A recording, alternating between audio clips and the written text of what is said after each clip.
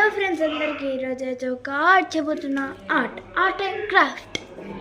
First మీకు ఒక pen, ఒక పెన్, ఒక స్కేల్, ఇంకొక గమ్ చాలు, ఇంకొక పేపర్.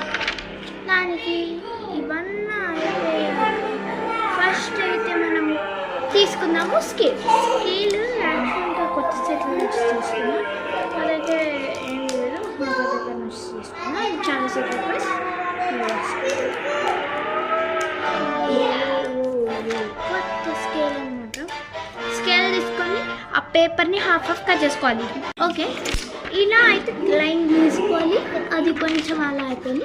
మనకు కత్తెర కావాలి కదా, కత్తెర కాకుండా స్కేల్తో కట్ చేద్దాము. ఇప్పుడు 2 సైడ్స్ కట్ చేసుకున్నాం కదా, దీంట్లో ఒక సైడ్ తీసుకున్నాం. ఈ సైడ్ తీసుకొని ఫస్ట్ అయితే మనము ఒక 10 లైన్స్ అయితే 9 లైన్స్ అయితే తీసుకొని 10 సైడ్స్ అయితే కావాలి. ఇప్పుడు అయితే మనం ఇట్లా వచ్చిందనమాట. లాస్ట్ షేప్ దాన్ని వదిలేసేది, కలిసి దాన్ని దాన్ని పడేయొద్దు, మనం ఇంకా యూజ్ చేసుకోవాలి. దాన్ని మనకి ఇంకో సైడ్ ఉంది కదా, అది మనకేం యూజ్ లేదు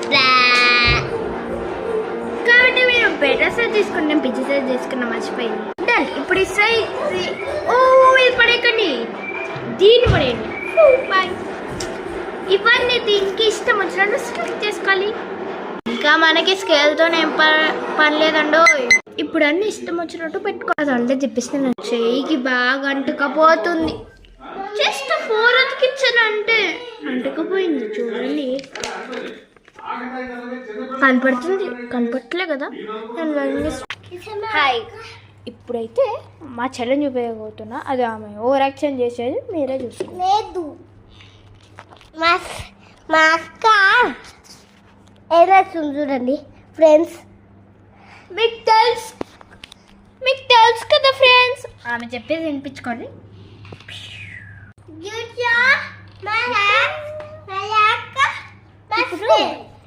నెక్స్ట్ చూపించబోతున్నారే ఫ్రెండ్స్. నెక్స్ట్ క్లోజ్ చేసింది చూపిస్తావు చూడండి ఫ్రెండ్స్.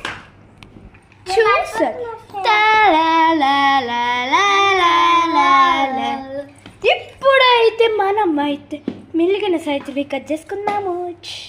మనం చేసుకున్న వెనకాల సైడ్ తిప్పుకొని అక్కడ ఏదైనా డ్రా చేసుకోండి. నెక్స్ట్ ముందు సైడ్ ఇది బర్త్డే గిఫ్ట్స్ చాలా అవుతుంది. వెనకాల ఏదైనా రాసుకొని ముందుకి డెకరేషన్ చేసుకోండి.